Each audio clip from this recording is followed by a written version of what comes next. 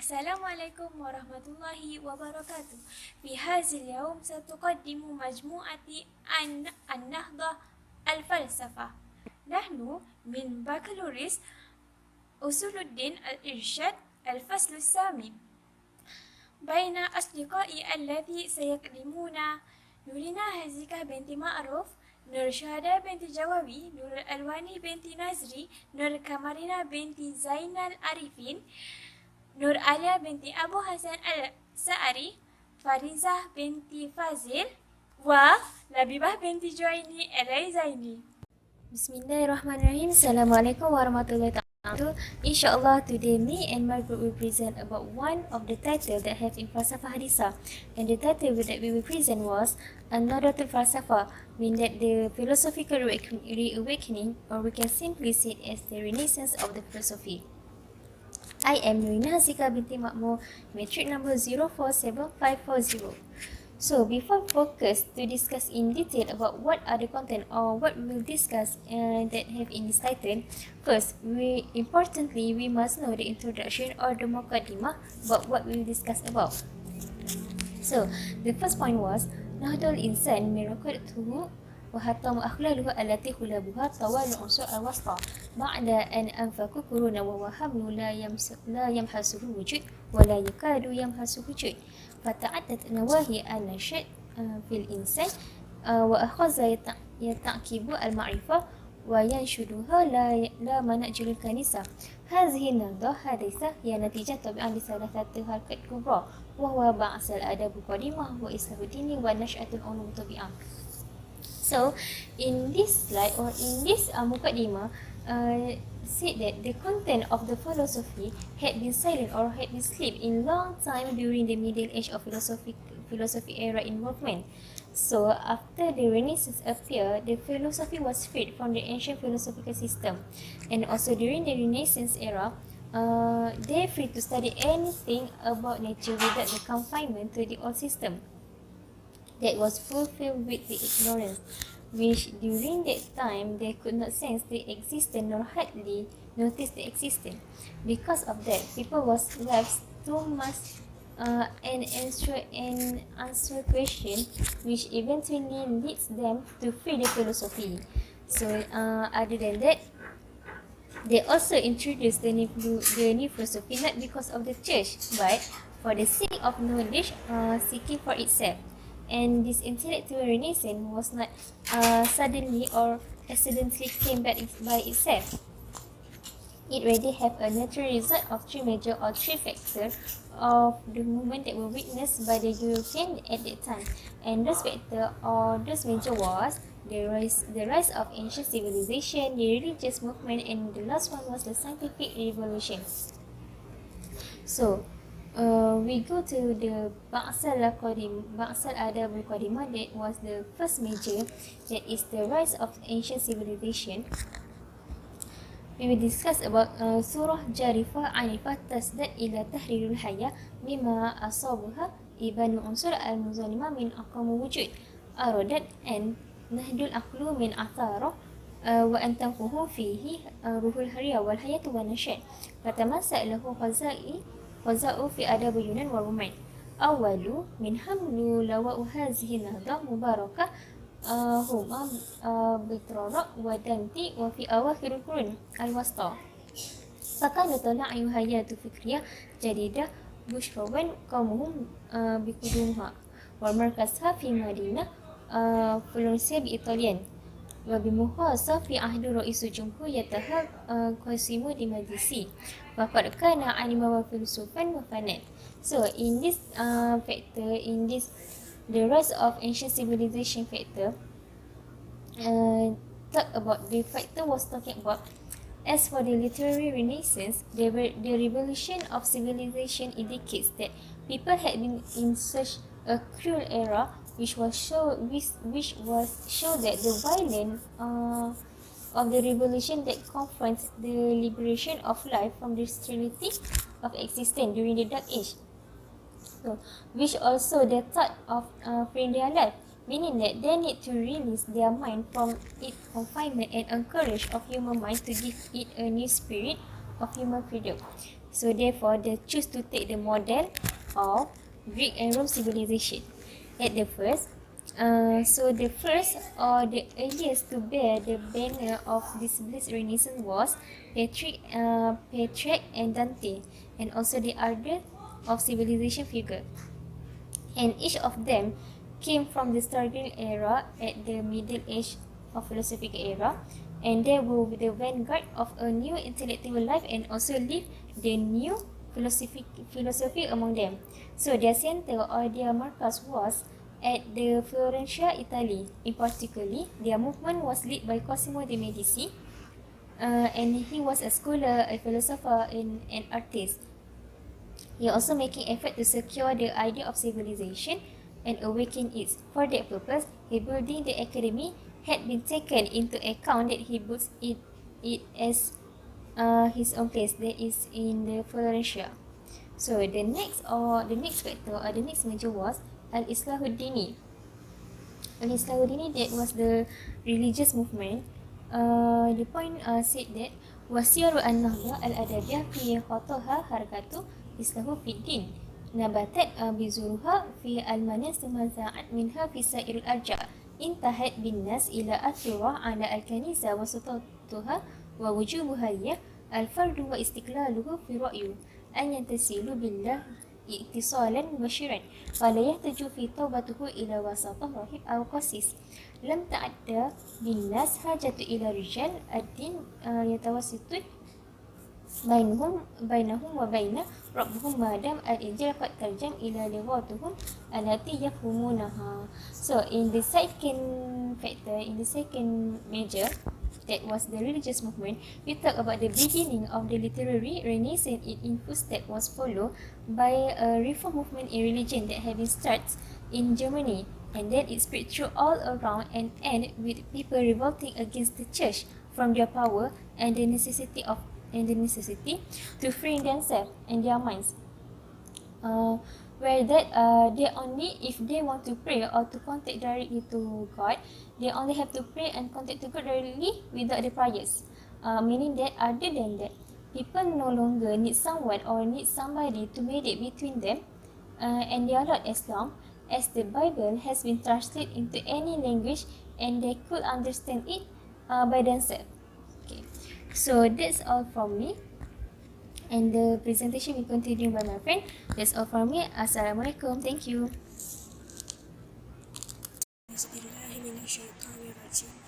Bismillahirrahmanirrahim. Ismi Nur Syuhada binti Jawawi 046355. اليوم نتكلم عن نشأة العلوم الطبيعية. There are three factors of the Renaissance. So today I would like to talking about scientific of revolution. Firstly, تناصر مع هذين العاملين عامل ثالثة كان عظيم خطر بعيد الآثار في توجيه الفكر الحديث ويعني به نشاط العلوم الطبيعية ودراسة ظواهر طبيعية بالتجربة العملية. These factors are risky enough to influence the aims of the new ideology, meaning that scientific understanding and the discovery of scientific phenomena is achieved through the process of experimental. The meaning that scientific understanding is coming from the process of experimental. Okay. So second, وانتهى كوبرنيكوس في دراسته الفلكية وبما اهتدى إليه غاليليو وكيبلر وغيرهما من النتائج علمية ويشير إلى توجيه العقل اتجاه جديد.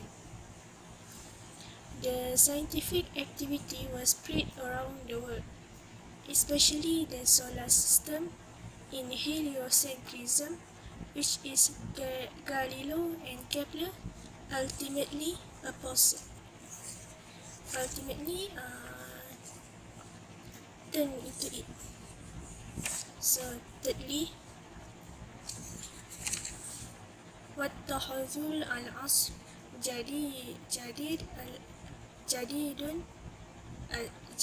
أساسا جديدا للبحث هو التجربة والملاحظة. وقد كان ديكارت ويبكون أولا من صاحب الناس، وهذه صحيحة التجربة التي وسيلة للبحث والتحقيق. Thirdly, the modern philosophy has implemented new philosophical research method, that is experiment and observation. So, first people try it was Reawakening and Francis Bacon. It attracted them to study. These people attracted them to study nature and stimulating their sense to experiment with it.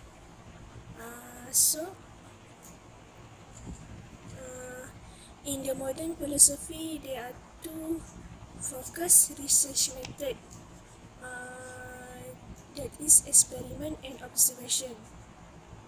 First people try was in Descartes and Francis Bacon. So, فلا ينبغي للإنسان أن يقبل شيئا مما يفرض عليه دون أن يحيره بالعقل ويثبته بالتجربة. So far, without talking into account regulations, this leads people to only consider something observable.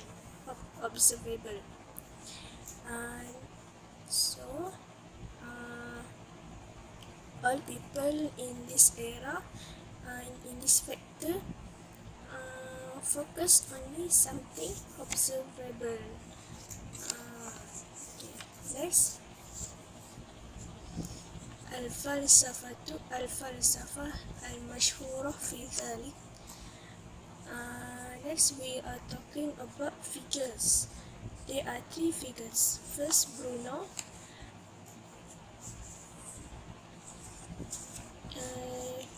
Italy. Second, Bohmi. Almani. Third, Muntani Farnasi وغيرهم. هذا بداية علوم طبيعية صوفية. النزاعة متأثرة بالأفلاطونية الحديثة. Next, my friend will talking about these figures, and my friend will continue it. Thank you. Bismillahirrahmanirrahim. Assalamualaikum warahmatullahi wabarakatuh. My name is Nurul Alwani binti Nazri. My metric number is 047725. Today, I will presenting about Giordano Bruno. Giordano Bruno was an Italian philosopher at 1548 to 1600. We move to the first slide. Tarikhul Hayat Giordano Bruno. ولد جوردانو برونو في نولا يبلغ سنة 15 التحاق بأحد الأديرة الدينية وهنالك درس الفلسفة. بلغ أما 18 حتى أخذ يبدأ علائم النفور من بعض تعاليم الكنيسة، وعندئذ أغلى شكه فرماء رجال الكنيسة بالزندقة ولكنه لاذ بالكرار من دياره وقضى عامين في إيطاليا متنقلا بين منها يكسب رزقه خلالها من اشتغاله بالتدريس وبعد إذ غادر إيطاليا وقصد فرنسا ولكن مقام لم يعب بها لتعصب الفرنسيين لدينهم. Giordano Bruno's life. Giordano Bruno was born at Nola, a country in southern Italy near Naples. Until he reached the age of 15, Bruno joined one of the religious monasteries and there he gained a vast of knowledge in terms of philosophy, which is Al-Falsafah Qadimah wal-Falsafah al-Usurul Wasti, and he also views on some Catholic teaching. When he reached in 18, Bruno showed a sense of hatred in Catholic teaching. Then he announced his doubt. Finally, he was suspected of heresy and left the monastic life. He spent 2 years in Italy, traveling between which he earned his living.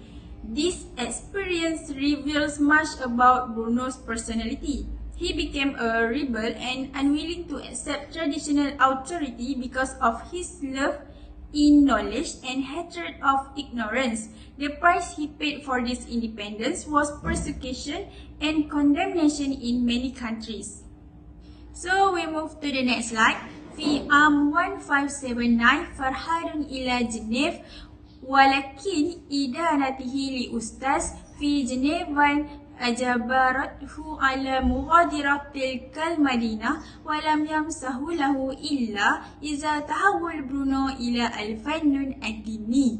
After making his way through northern Italy, Bruno moving to Geneva in 1579, but his condemnation of a Genevan professor was forced him to leave from that city. So they did not allow him unless Bruno converted to religious art. Then the next 2 years, Bruno was granted a master degree and lectured on philosophy at University of Toulouse. في عام 1583 سافر برونو إلى إنجلترا وهنالك أقام سنتين كانتا أهناء فترة في حياته للتدريب وأوفرها إنتاجا. Then Bruno traveled to England in 1583. There he became friendly with some public figure Englishmen and Bruno also publicly praised by Queen Elizabeth. Bruno held disputation at Oxford about conception of the universe on the Copernican and Aristotelian. Bruno attempted to come to grips with the meaning of the new conception of the universe Copernicus had developed. في عام 1585 رجع برونو إلى فرنسا وأدتر إلى المودة إلى باريس مع السفير ولكن لم يستطيع هذه المرة أن يقيم بين أهلها لما عرف أنه من تشيع لمذهب كرباني في عام 1586 فارتحال إلى المانيا. Then he returning to France in 1585. Bruno was forced to leave that country in the 1586 because of his attack on Aristotelian philosophy. Then he went to Germany, the place that he gets some praise of his lectures at the one of the university and where he published some work centered primarily on logic. بعد ذلك في عام 1592 ذهب برونو إلى البندقية دعوة من نابل وشاءت خصة ذلك النبيل أي شيء بالفيلسوف إلى المحكمة التكنيش فقدم للمحاكمة ولما سئل عن حقوقه الديني. More than 5 years, Bruno went to Venice in 1952 because of the invitation from a Venetian nobleman, which is Mocenigo. Mocenigo was a young Venetian who later betrayed Bruno to the Catholic Inquisition. Bruno was brought to trial when he was asked about his religious disobedience. Then Bruno replied that he does not hesitate to accept all the religions that he had previously denied. He was asked of his perceptions about the universe. He believed that the universe being infinite, there was no center of the universe. The God that he knew was infinite and a number is not under limitation. في عام 1600 فحكمت عليه المحكمات بالموت فعدم إحرافا بالنار وأخيرا في روما في نفس المكان الذي فارق فيه الحياة. Bruno still believed in his theory and he get a punishment which is the court sentenced him to death. And finally, Bruno was burned at the stake of heresy where he was arrested and imprisoned in Rome at 1600. That's all from me. Thank you. Bismillahirrahmanirrahim. Assalamualaikum warahmatullahi wabarakatuh. Ismi Nur Kamarina binti Zainal Arifin, Rockmal Matric 047716, and today I would like to continue our presentation about Giordano Bruno, and my part is about Ra'yu wa Ifkarun Giordano Bruno. Okay. Firstly, قرأ برنو فيما قرأ ما كتابه كوبرنيك في الفلك. Okay. Awalan, Bruno read and studied about Copernicus' theory of astronomy. ثم فألفه يميل في الجملة رأيه إلى اعتبار كونه محدودا في مكان. Okay. His author tended in his opinion to regard the universe is as limited to a place. Okay. فلم يرده منه هذا الرأي ونهض من فوره ينشر في الناس مذهبه الفلسفي الذي أساسه أن المكان لا نهائي وتتحرك فيه أجرام لا عدد لها ولا حسن. Okay. He or Bruno was not satisfied with his opinion, and he immediately spread to the people about philosophical doctrine, which is based on the fact that the place is infinite and move in it by countless and infinite bodies. So it is wrong for a person to think that this earth or this sun is the center of the universe. Okay. Next, فهذا الكون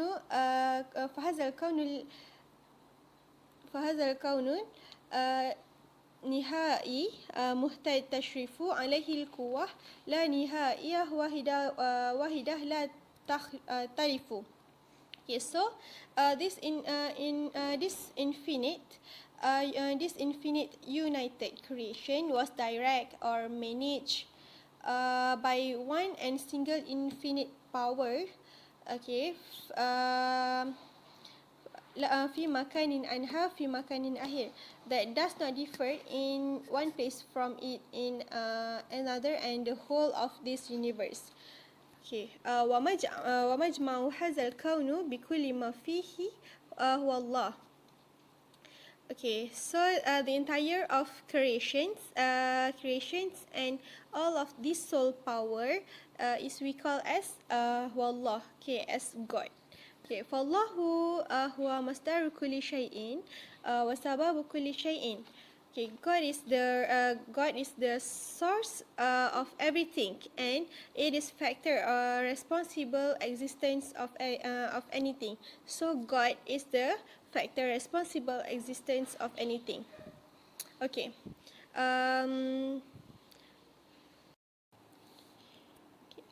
Allah wal kaunu wa huwa fi nafsil waqti منشئة ومكونه وكل شيء في الوجود إنسانا وغير إنسان. Okay. All inside. Okay. He believes that God is the creation itself. Okay. Bruno believes that God is the creation itself, and at the same time, God is the creator of all the creations and everything existence, either human or non-human, living or non-living. Okay, mar'atu Sofiyatun Sofiyah mujallawatu تنعكس فيها صورة العالم بعنصرية. Okay. All the creation in mind, like human, animals, plants, and so on, is enveloping mirror or figure shows into element or of creations, which is unsur al-aqli wa unsur al-madah, which is rational elements and material elements. Okay. Next, وكل ذرة بالغة ما بلغت من الدقة وأصغر تمثل الله وتعلن أين وجوده بظهوره فيها وهي جسدية وروحية في آن واحد. Okay, so according Bruno, all the creations atom is things. However, it is even the smallest things represent God and announce His existence by His appearance, because it is image of God. Okay. So, وإذن فهي خالدة تستعصي على الفناء. Everything in this creation and existence follows its own law, path or way in its course. Okay. وأخيرا وكل شيء وجود يتبع في سيره ومسلكه قانونه خاص به. And at the same time, it is running according to general law or rule that organize the entire world, just as the planet revolves around it axis and around the sun simultaneously. Okay, so that's all about Bruno opinions or Bruno ideas. Okay, that's all from me. Thank you. Bismillahirrahmanirrahim. Assalamualaikum warahmatullahi wabarakatuh. My name is Nur Alia binti Abu Hassan Al-Sa'ari. My matric number is 044749. Okay, so in this video, I'll continue my friend's presentation under the title Bruno Opinions and Ideas. Okay. قد يضيف برونو إلى نظرية ديموكريتس الظرية من عدد التي تقول إن الكون مكون لا نهائي من الفرات، إن المكان مليء بأسير سيال، وهو يتصور أن هذا الأسير يمكن تقسيمه إلى ذرات ولو خيالية لا نهاية لعددها. Okay, so that's mean Bruno was at the Democrats atomic theory, which says that the universe is made up of an infinite number of ifrits. ويسمى كل واحدة من تلك الذرات الأثرية مناد ومعناها على وجه التقريب وذرة روحانية. Okay, so the place is filled with the effects of heavy currents, and he imagines that this ether can be divided into atoms. There is no end to their number, and each atom is called etheric, and its meaning is close to the spiritual atom. So, next sentence. وهذا الأثير هو الذي يعمل على أن تتخذ الفرات المادية أشكالها وصورها. So it is ether that functions so that the physical atoms can take shapes. Okay, next slide. فليست طبيعة العالم في رأي برونو إلا هذا الإنساق المنسجم بين أجزائه. So in Bruno's view, in Bruno's opinion, the nature of the world is nothing but harmony between its part, and harmony is the most important feature of the universe.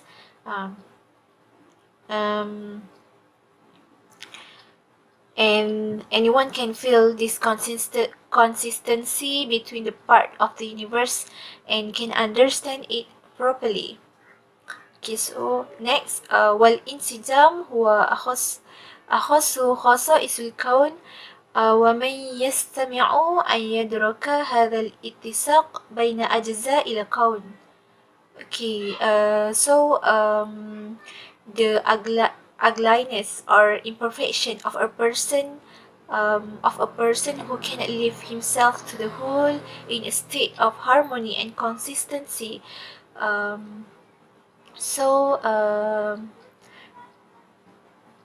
This word is perfect because it is the life of God. The word is perfect because this is God creature. Okay.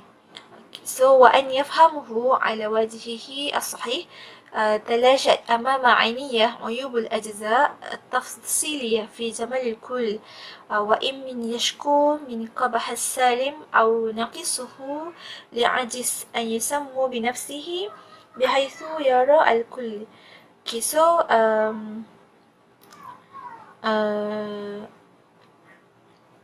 this world is perfect because the God create this world. Okay, therefore it is not permissible to distort something from lack, and the duty and purpose of philosophy is only limited to express complete harmony between things and image. And the worship and religion of philosophers should not accept release itself in the beauty of nature. So worship God by looking at this universe. That's all from my part. Let's continue in the others presentation. Thank you. Bismillahirrahmanirrahim. Assalamualaikum warahmatullahi wabarakatuh. My name is Fariza binti Fazil and my metric number is 047759. Today I will continue my first presentation about fiqh Bomeh. Okay, walidu Bomeh fi 24 إبريل 1575 والموت 17 نوفمبر 1624. ثانية كان بومي الرابع من بين 5 أطفال. كانت وظيفة بومي أولى هي عمل سابقات. لقد آمن أن هذه الرؤية كشفت له بنية روحية للعالم وكذلك العلاقة بين الله والإنسان والغير والشر. اشتهر بومي في هولندا وإنجلترا وفرنسا والدنمارك وأمريكا خلال القرون 17 وأصبح أقل نفوذا خلال القرون 18. ومع ذلك حدث انتعاش في أواخر ذلك القرون باهتمام من الرومانسيين الألمان الذين اعتبروا بومي رائدا للحركة. Okay, first, Bomeh was born on 24 April 1575 at Golis and died 17 November 1624 at 49 years old. Okay, second, Bomeh was the fourth of 5 children. Bomeh's first job was that of a head boy. Okay, a revival, however, occurred late in that century with interest from German romantics who consider Bohme a forerunner to the movement. Okay. Bohme was famous in Holland, England, France, Denmark, and America during the 17th century. He became less influential during the 18th century. He believed this vision revealed to him the spiritual structure of the world, as well as the relationship between God and man and God and evil. Okay, next.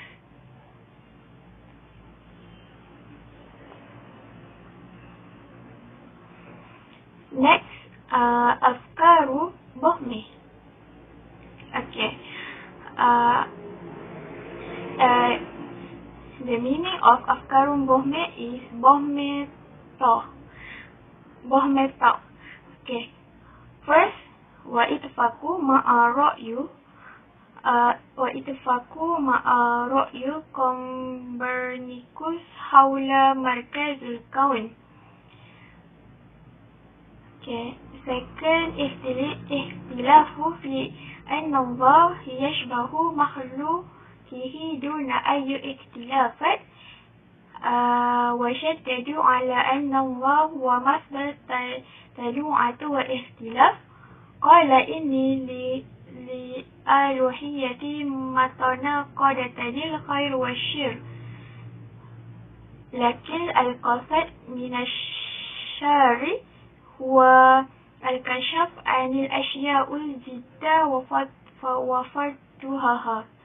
Okay, first is وَإِتْفَقُوا مَعَ رَأْيُ is he agreed with Copernicus' opinion about the center of the universe. Second, اختلاف في أن الله he disagreed that God is similar with his creature without any difference. And third, وَشَدَّدُوا عَلَى أَنَّ اللَّهَ هُوَ is meaning he stressed that God is the source of diversities and difference. And fourth, قال إن الألوهية he said that the divinity has two contradictory elements, good and bad. And the last one is لكن قصد من الشر it is meaning but the badness was meant to reveal and expose the good thing. And that's all from me. Thank you. Assalamualaikum warahmatullahi wabarakatuh. اسمي لبيبة بنت جاني العزيني الركن الطالبة صف 447 في هذا اليوم سأقدم عن متناني. اسمه حقيقي مونتانيا مايكل أيكيم دي مونتانيا.